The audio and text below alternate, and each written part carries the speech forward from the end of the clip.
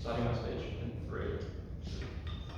Panel, a new arms race is emerging. The day that boots on the ground are coming to an end. It is now the age of AI warfare, drone warfare, unmanned aerial vehicle warfare, energy weapons warfare. It is time for the United States to do what it does best in warfare and win wars on its extreme technological advancement. I'm going to do a few things in this speech. First, points of setup. Second, why we still get firms engaging. Third, why we get way more innovation. And finally, on a principle. Firstly, on the setup, we think that the US has a set of key incentives. The first being, they have an incentive to have a cutting-edge technological military. Why? Because their direct competitors are Russia and China, autocratic regimes that can do things very easily, like instill nationalized conscription, which is a policy that is extremely unpopular in the US. These super powerful foreign countries have much larger manpower-based armies than the United States. So the United States wins wars based on its technological innovation. That is how it won World War II. Development of hydrogen bomb, etc. Right? We think also overwhelmingly the United States fights overseas, not domestically. They are not doing border disputes with Mexico to any significant degree. They are fighting wars overseas. They need technology that they can place overseas. It is extraordinarily inefficient for them to engage in proxy wars and overseas wars by doing things like shoving boots on the ground. Okay. Secondly, we think the US therefore values flexibility in its military. They want control over their private sector. They want the ability to adapt and change and innovate in their military. They are unable to do this in the status quo because on-site opposition, there is an economic stranglehold by private military corporations like Lockheed Martin that hold the United States to ransom on lock-in long-term military contracts that force them to have a huge sunk cost in time, in energy, and in investment. Okay, how would we fix this under our side of the house? The first thing we would do is we would screen United States domestic companies like Lockheed Martin, like subdivisions of Boeing Aerospace Military or whatever, and we think that there is a substantial market in America for this because of the reasons that I outlined. We would tell you that we would increase the number of companies that would be willing to engage in this, i.e. small firms that are unable to do things like produce military technology to a significant degree, but can design them as an impetus of the topic. The United States would compensate them for the design rights, i.e. the patent rights, buy those, and then distribute those to competitors. That was how these small firms would be able to compete. Also, we think that as a result, the US would also be able to buy the production rights from large firms of these military technologies, i.e. they no longer have a 7-year lock-in contract with Lockheed Martin to produce a jet that gets outdated in 2 years. Okay. We also think that there are specialized military technology sectors, planes, guns, bombs, there's 3 to 4 major companies per sector in the status quo. But we would tell you we would have a reduced risk of things like security risks and leaks of militarily sensitive technology. Because we are screening with the US domestic companies, we would prevent these companies from sharing their designs with other competitors that have not been approved by the United States. The United States has an incredible incentive to do this well. Obviously, they don't want their cutting-edge tech leaked to Russia and China. And we think there would be substantial lawsuits on national security, but also on competition law that would stop companies from doing this. Okay. Finally, we also just think corporations don't have an incentive to leak their design rights. If they are selling their design rights to the government, they don't want another corporation to steal those rights and sell those first, i.e. corporations wouldn't do this.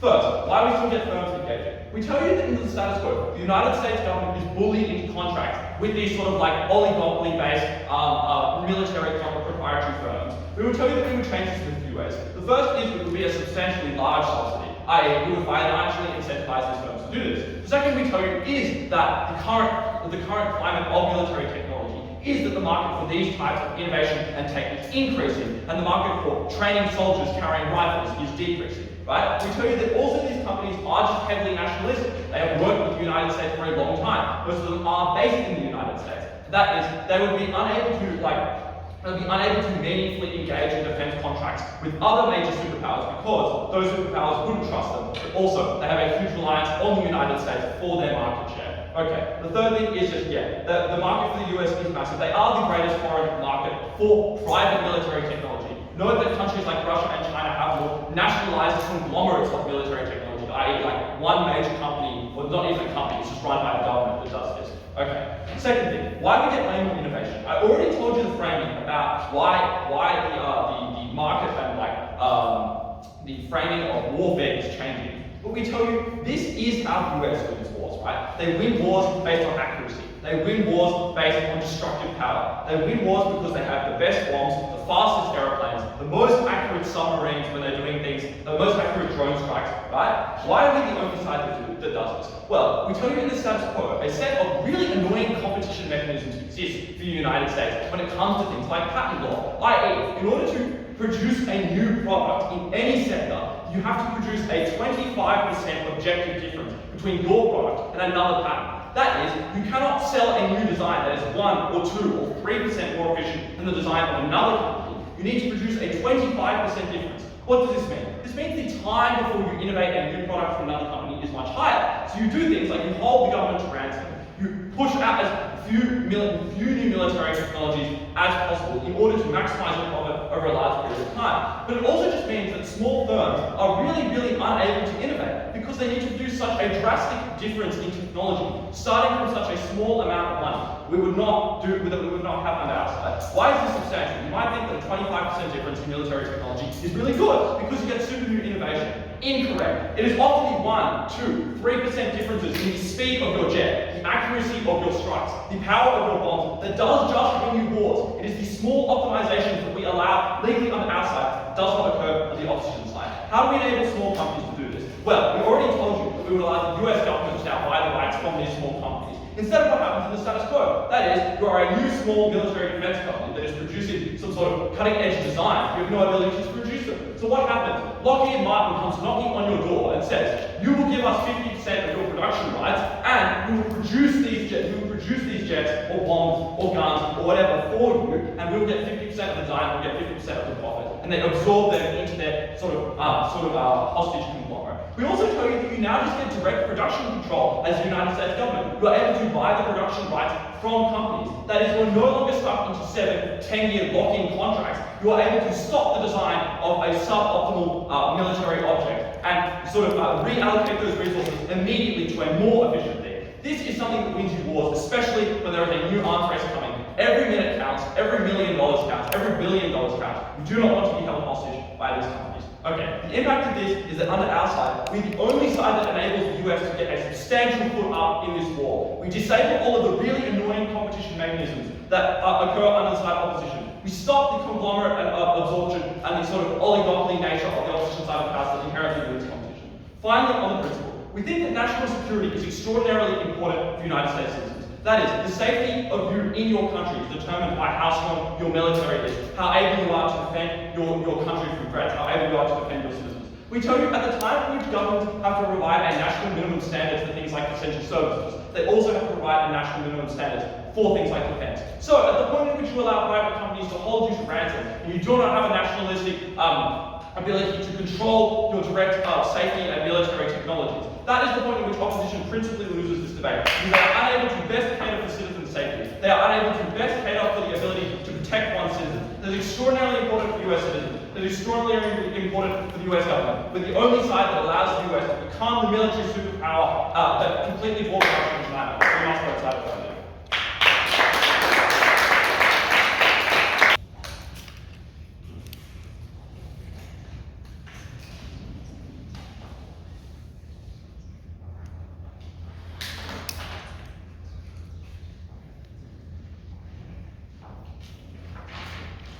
The massive arms race that they tried to tell you was happening at first Affirmative, was only made so much worse when these private military companies then went to China and Russia to develop the same tech that they would have developed from the US in the first place because the US had scared them off entering any sort of market in their country.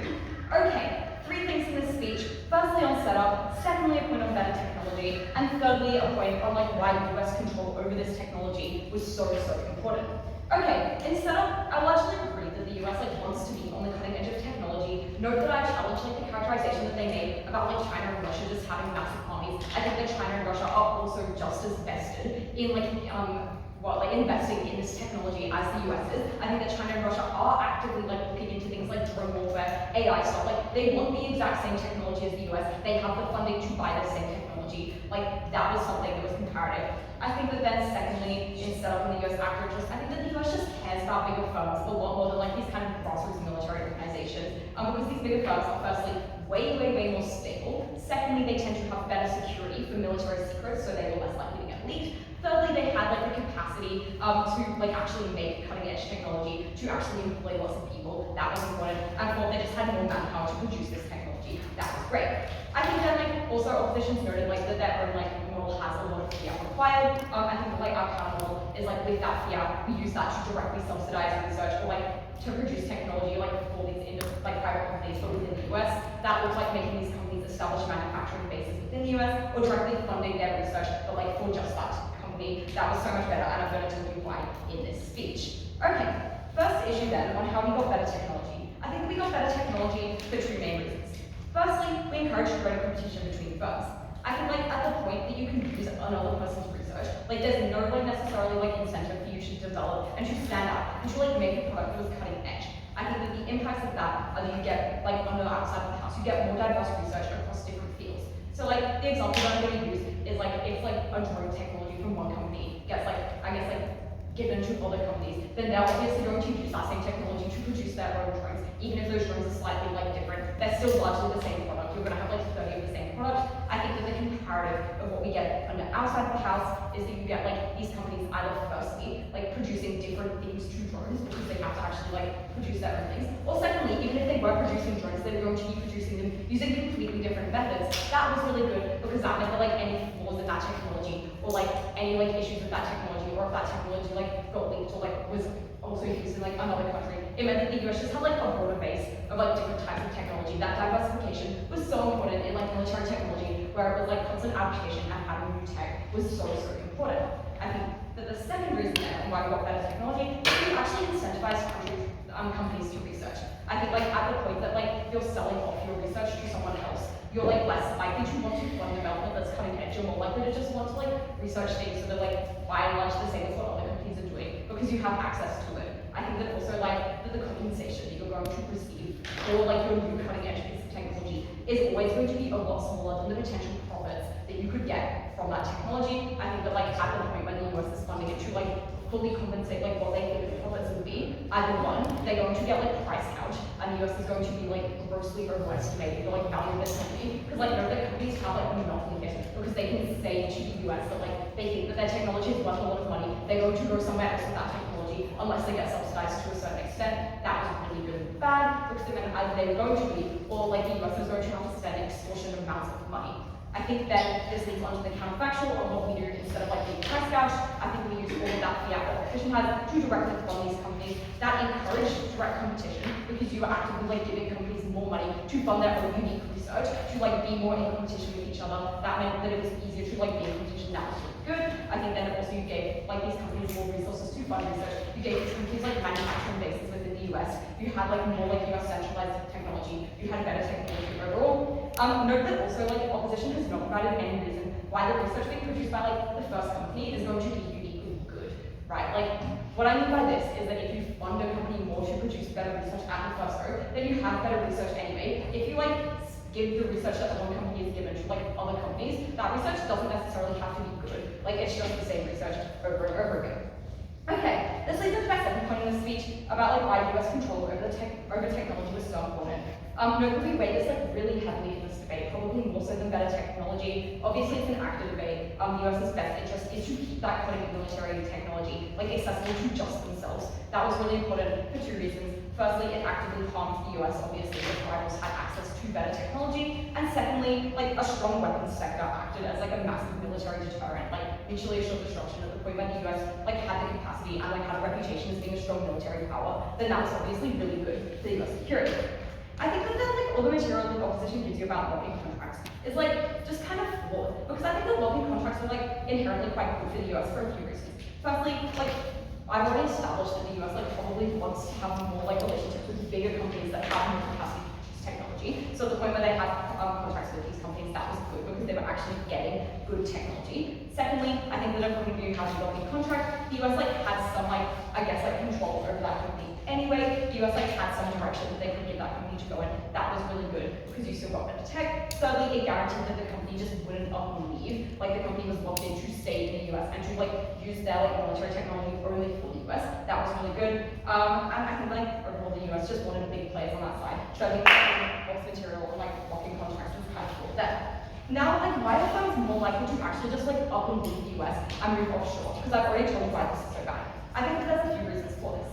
Firstly, I've already established there's a lot of demand for weaponry, like places like China and Russia have a lot of capital to buy this. They are willing to pay, and I would argue that China is probably willing to pay more for exclusive access to military technology than the US is willing to pay to subsidize Iran company for that military technology, so that like the research can go up. Then, I think that also secondly, you have a lot of global conflict, therefore like there is a lot of need for military technology. Thirdly, I think that there's no geographical constraint on where you can do research, where you can develop military technology. It was relatively easy just to like up and leave. Fourthly, I think that profit-based companies who were like making military technology probably didn't have that many morals to begin with. Like they probably didn't actually care like who they were making technology for, as long as they made a profit.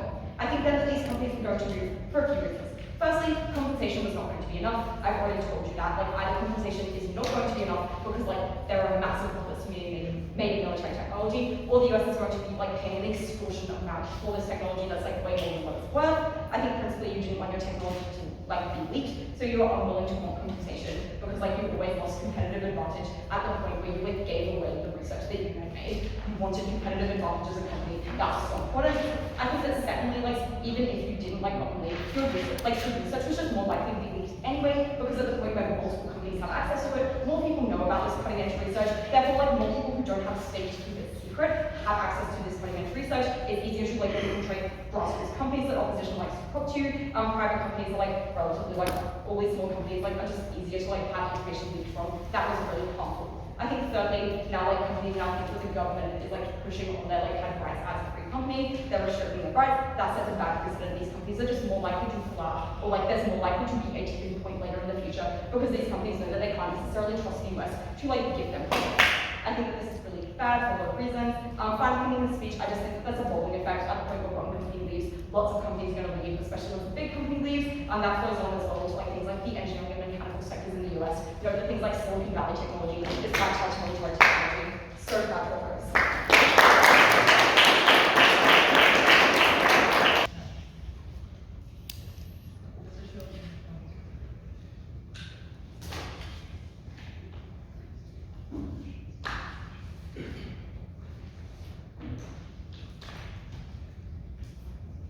I'm going to use three my speech. Firstly, with the capital flight to Russia and China. Second, to build a path to victory on innovation and cost. Finally, I will run new substantive on reducing political influences from military corporations who are like inherently undemocratic and against the interests of the United States of America. Firstly, to tell you that there will be capital flight to Russia and China. 5 responses. Firstly, I think IPM exists in status quo. They're not simply done, and all the IPM war is based at least in the United States of America. Obviously, there are national security risks. There are likely to have a crime which is called treason if they're involved in these like commercial transactions. So obviously, this can be simply modeled off. However, taking the best case scenario and trying to be charitable, why this still are likely to happen? A, you have a huge cost in the factories and headquarters that established in America. Then it's very unlikely that Russia and China will offer you enough money to move your entire technology and existing infrastructure to China and Russia to build up your factories. And even though they give you enough financial capital to do so, it's very unlikely that your existing staff and R&D department, like the people who are working in your company, are likely to take risk with you as well. So it's very unlikely that their path to victory even exists as of core. And thirdly, even if you do not believe the previous analysis, United States of America is still the biggest market because there are constant wars, not only because Russia, Ukraine, etc. There are also proxy wars. There's like sending military technologies to Ukraine as well. So obviously America is still the biggest military market. Obviously you do not want to lose the market if there is a trade-off between Russia and China. It's still profitable for them to stay even though there's a ban on the comparative right. And finally, I think Russia and China is also unlikely to trust you. It's very unlikely that just because you have good technology they're going to buy from you, because obviously they are aware of the huge national security risk. They're really scared that if the communication is being leaked, they're scared that what if like you're actually a spy or etc. There are also conspiracy theory existing in the government, and also additionally they have nationalized defense military and defense like research development. It's very unclear why they need you at the very beginning. And finally, I think in the worst case scenario, you can just simply pay more than Russia and China, right? If you think this is an existential risk, that's the reason why the path to victory is not existing in this debate. Second of all, repeating over paths to victory on innovation. What did they tell you? They tell you that there's greater competition among firms. First of all, it's uncharitable regarding the status quo how private military companies are monopolized in a reality. And we have 5 mechanisms to flip this argument. Firstly, right now, what we have better competition is because smaller companies will have access to work on these active rights. Then let's say we have a diversification of trade power, and also you decrease the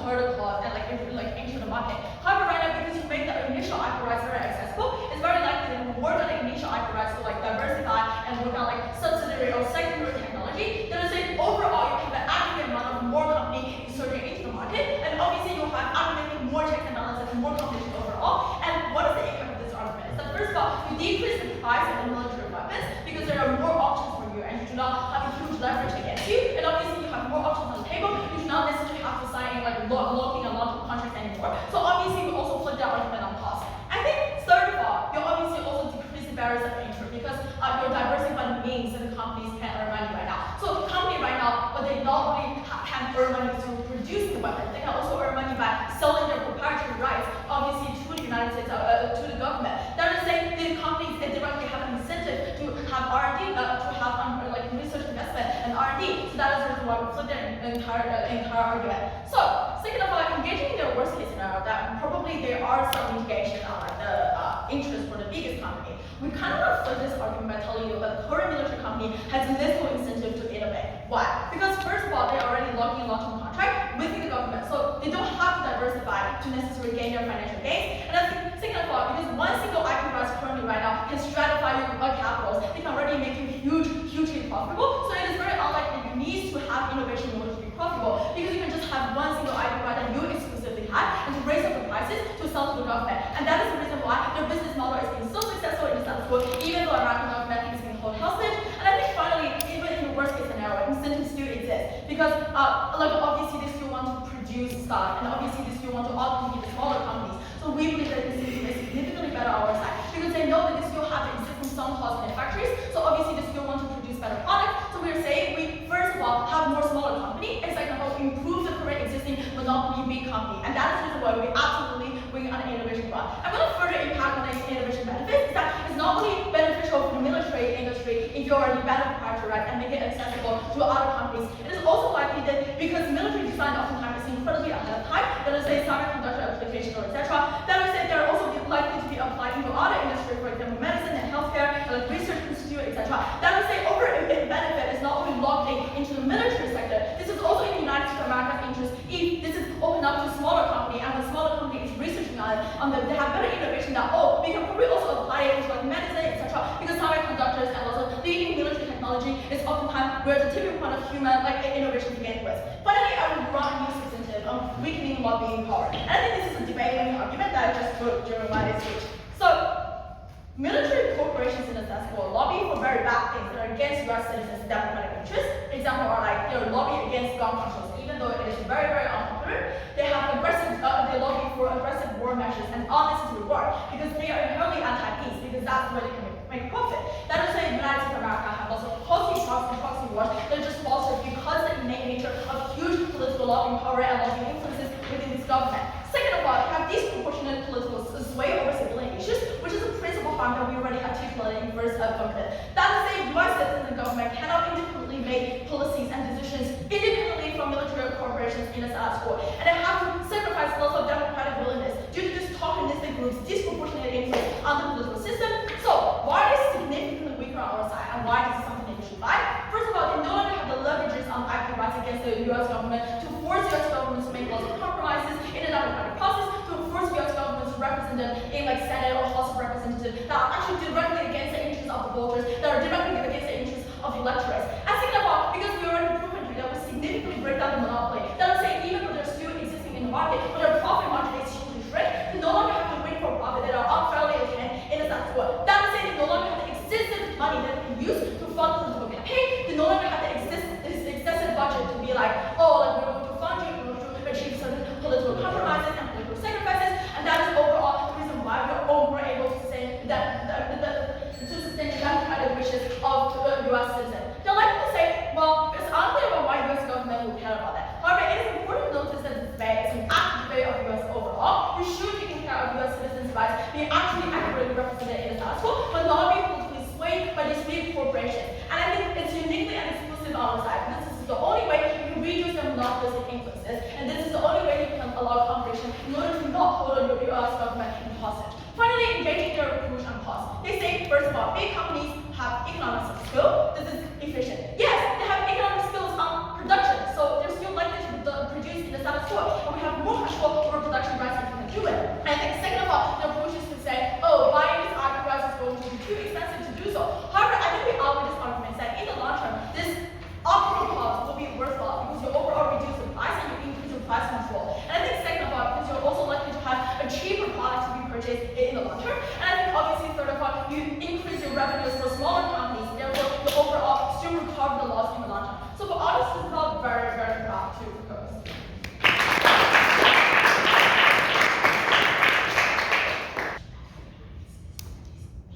Maybe everything they say about getting better tech is true. Maybe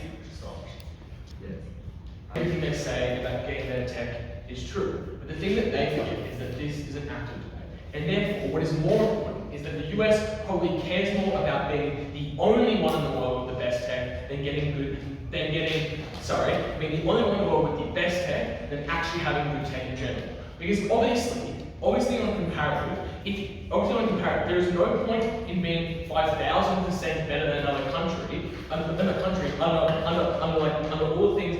under all the reasons on control that we give you, if you are already better than another country.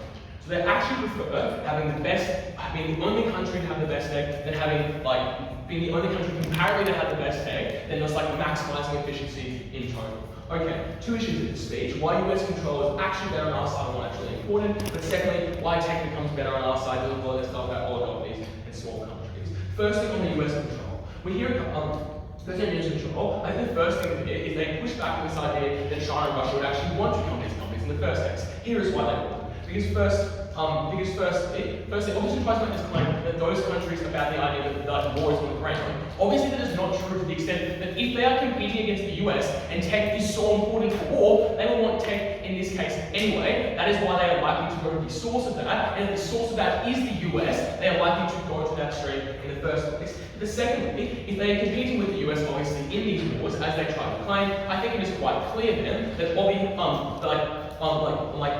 if the US is so far ahead in tech as they still tell you, they are likely to go to that place anyway. The second thing I want to hear is why is China actually able and likely to try to get these countries in the first place? The first thing we hear here is that China and Russia don't trust, so they won't. I think that generally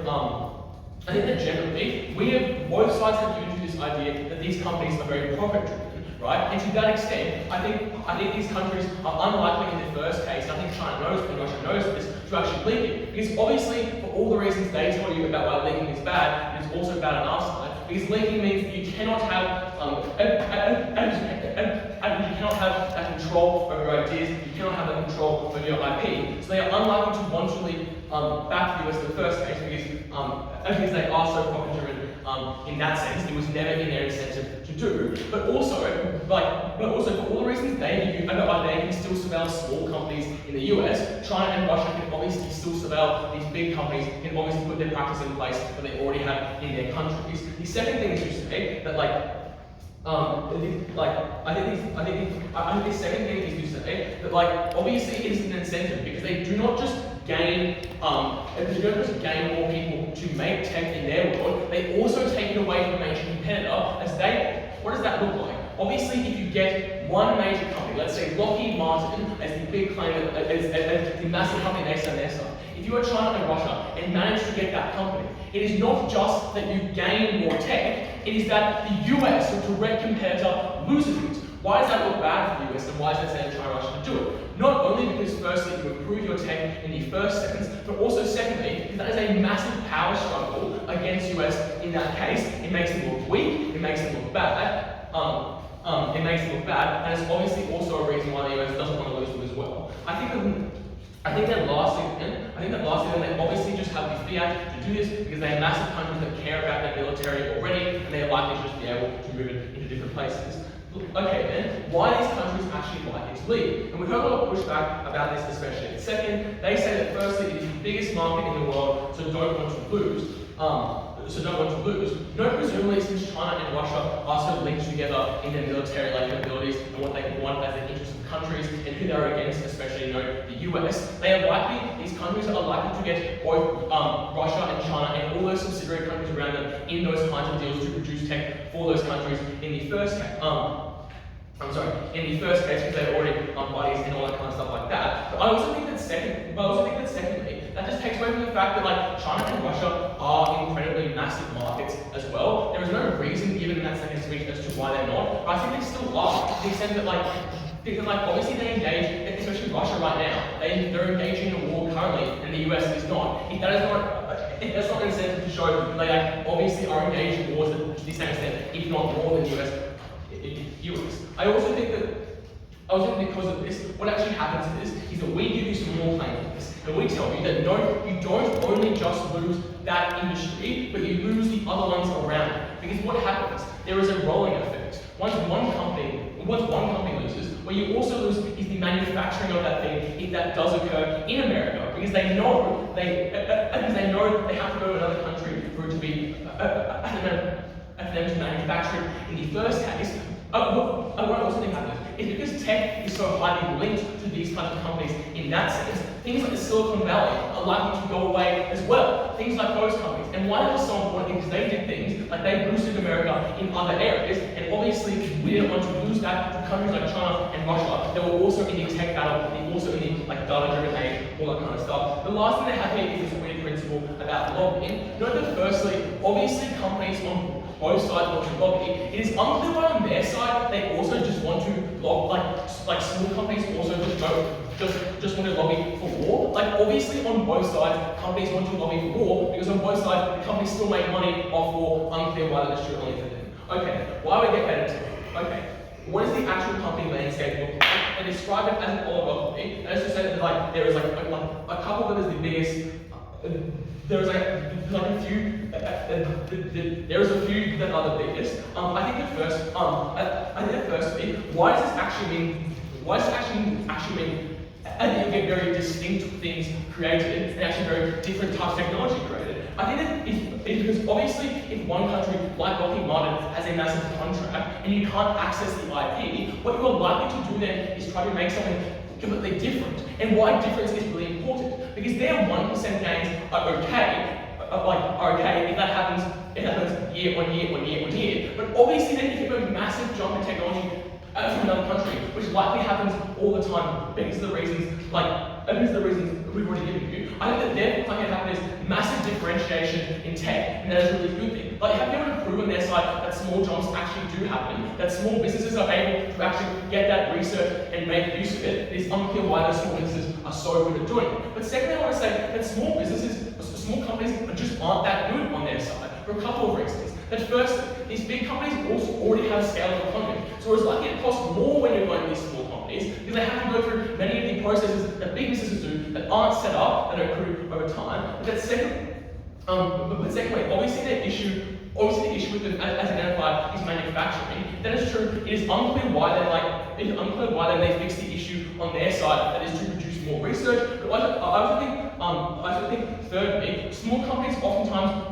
cannot just click like that right into business. They will take time to set up, they will take time to actually be able to compete in the first sense. And what I think then actually happens is that they actually cannot compete over a long period of time, and there is no actual real gain on their side, besides this idea of besides this idea. They then try to say, and I think because of this, I think that has this major hold already. They are likely to be able to make these things a lot faster. These small companies will likely never be able to compete in their world because of the processes already set up. Well, thank you.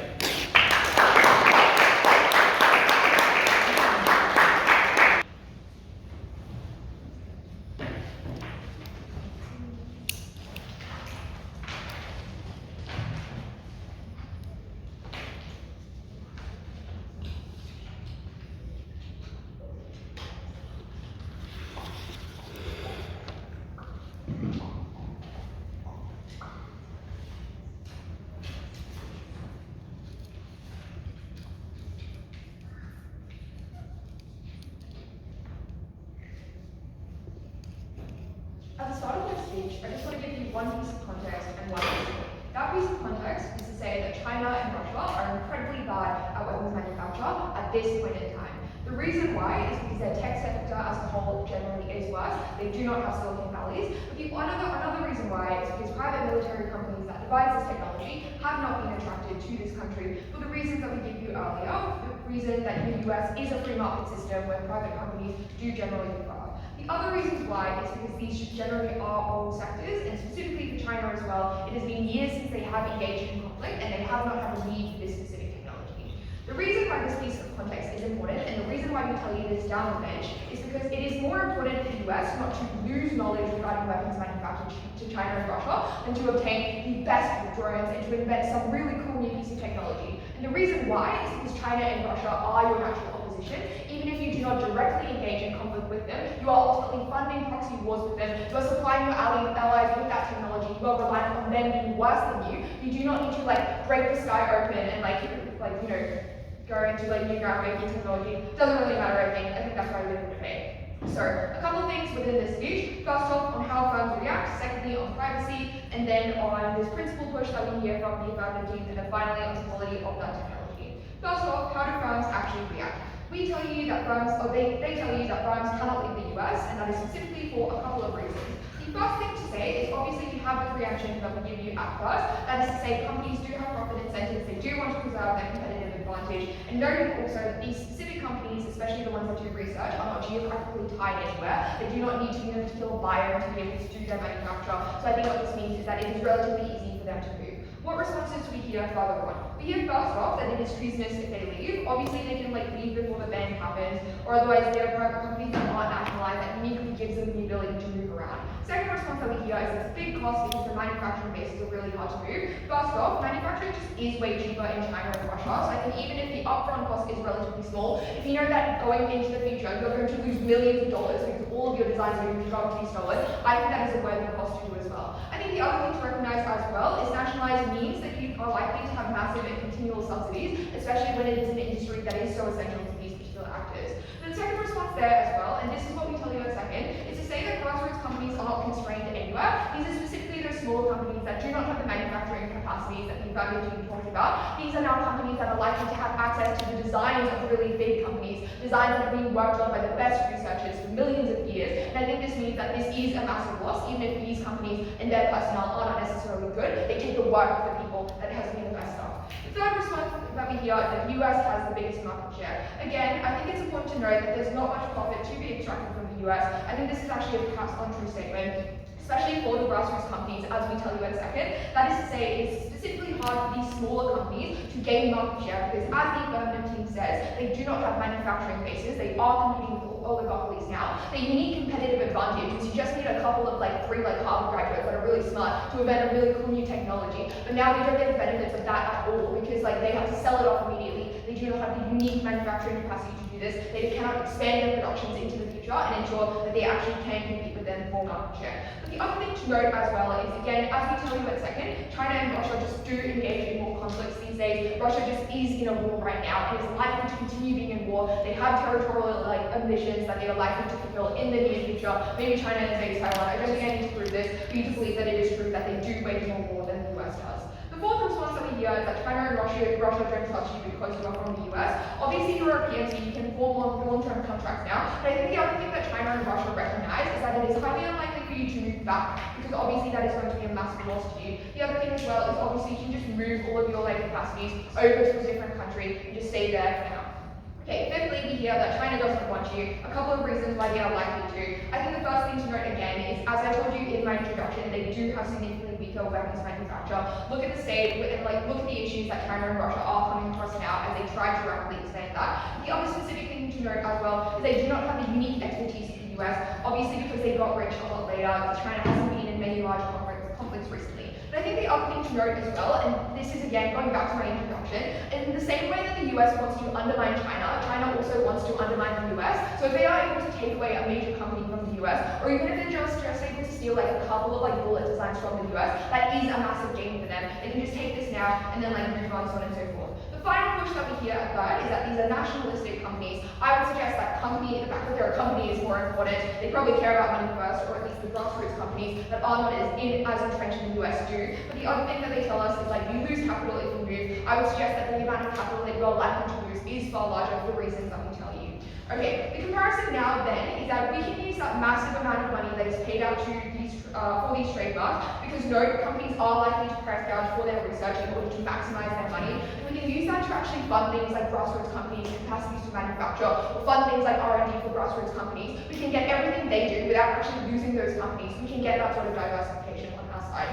Again, make sure to weigh up how much companies want subsidies for like their designs versus sole ownership of the technology. I think it is highly likely that companies overestimate how much money they are likely to get from a particular design, so they are likely to want to take control over it. Obviously, that is a value that is likely to be incredibly large. Secondly, then, on that principal push that we hear, the main thing that we hear is that like the status quo. So obviously, first off, in terms of this idea that PMCs have a harmful influence on the government, I think I've told you enough to suggest that they can hold them ransom even more at the point at which you are likely to threaten that you move overseas. But the second thing that we hear is that firms in the status quo are able to hold the US ransom because nobody else has the designs or anything. But I think the reason why they're actually able to hold the ransom is because there's an oligopoly, right? And I think that's the reason why, even if there is a change, and even if you implement this policy, change is incredibly hard to actually do. That is to say, smaller companies do not have the best researchers or the best facilities to do the research to improve upon the design that is made by the big company. I'm unsure why they are likely to be very good at this. But again, the other thing as well, I think this is the reason why having lots of grassroots is not necessarily a good thing if you cannot prove that their designs are likely to be good and have the capacity to compete with these sorts of things. Thirdly then, on privacy.